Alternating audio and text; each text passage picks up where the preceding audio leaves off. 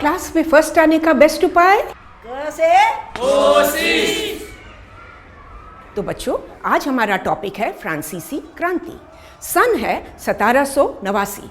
England और France के बीच में घमासान शुरू हो गया और उसी वक्त अमेरिका, जो इंग्लैंड का उपनिवेश था, उसने स्वतंत्रता की मांग कर दी।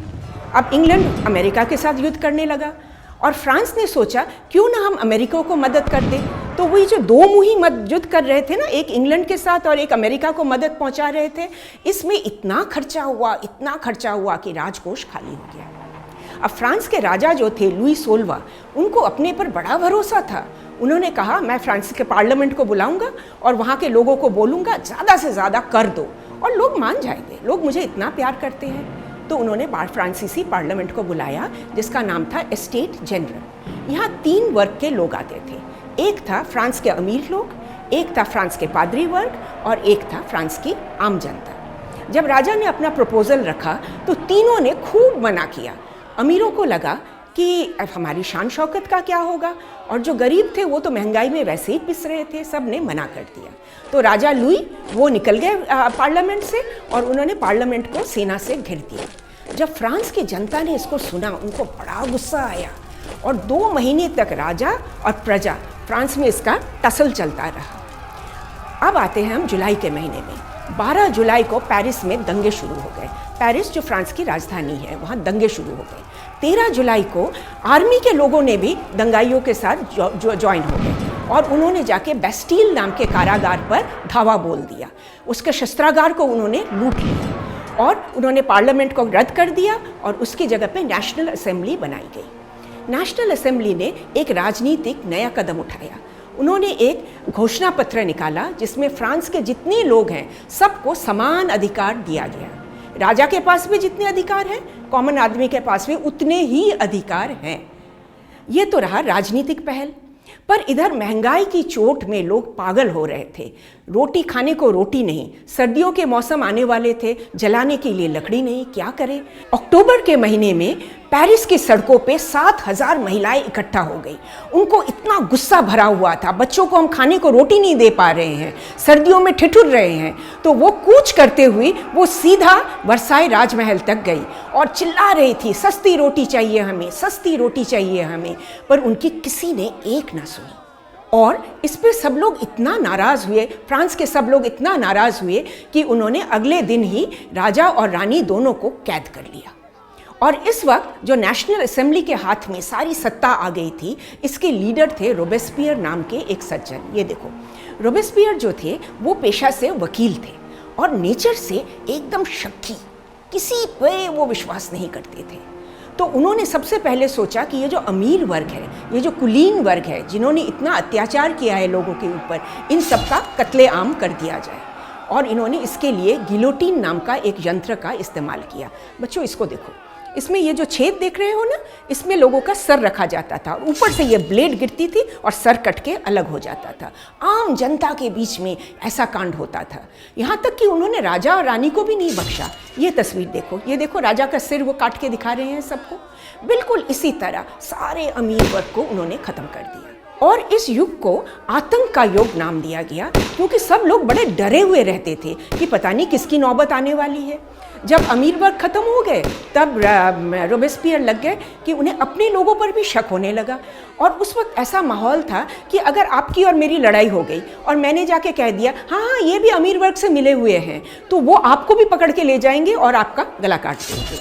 तो 4 साल तक जो माहौल रहा, भयंकर एक माहौल था। और इस पर धीरे धीरे लोग इतने दुखी हो गए, इतने परेशान हो गए कि रोबेस्पियर के अपने लोगों ने उन्हीं को पकड़ के उनका ही गला काट दिया। तो 4 साल ऐसे ही निकल गए।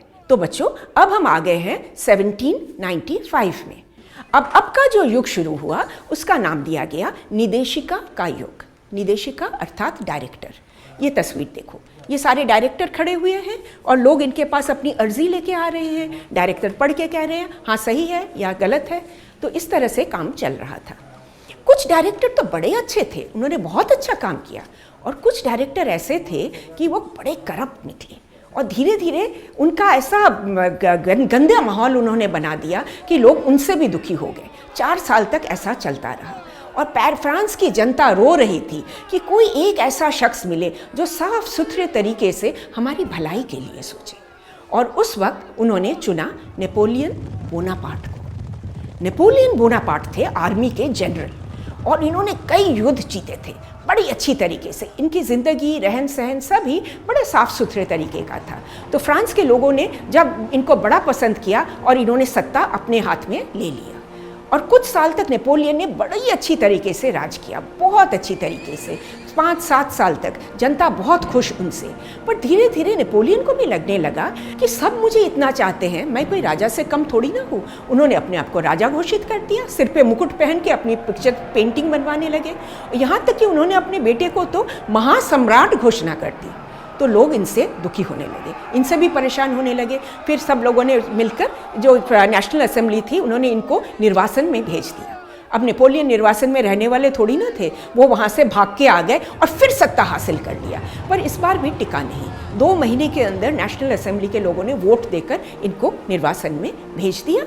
और अब क्या किया उन्होंने, जो राजा का कत्ल किया था याद है ना आपको, उस राजा के वंशज को वो ले आए, उनका नाम था लुई फिलिप, उनको लाकर उनको राजा बना दिया।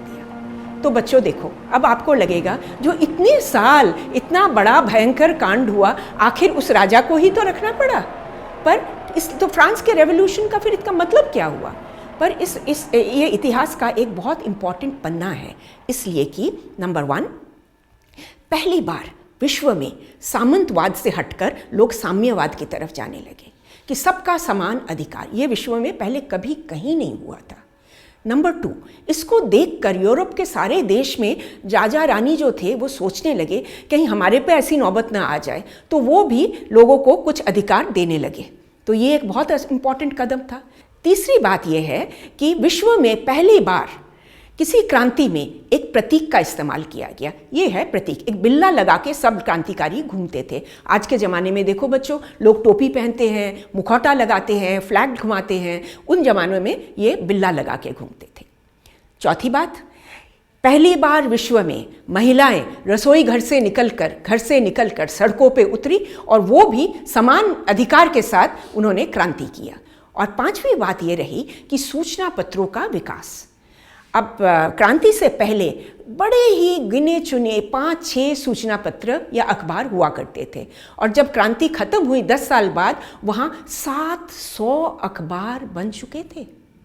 तो इन सब कारणों के लिए इसको बड़ा इम्पॉर्टेंट माना जाता है। और जो उसके कई साल बाद जो रशियन रेवोल्यूशन हुआ, उसके जो जनक थे कार्ल मार्क्स, जिन्होंने कम्युनिज्म के बारे में सोचा, वो इस रेवोल्यूशन से बहुत ज़्यादा प्रभावित थे। तो बच्चों, ये रहा फ्रांसीसी क्रांति की कहानी, और आप इसको बार बार देखो और एग्जाम में दनादन नंबर लाओ, बढ़िया से आंसर लिखो और क्लास में फर्स्ट होना, हमें बताना मत भूलना। ये बटन दबा दो और आप हमारे सब्सक्राइबर बन जाओ। कोसी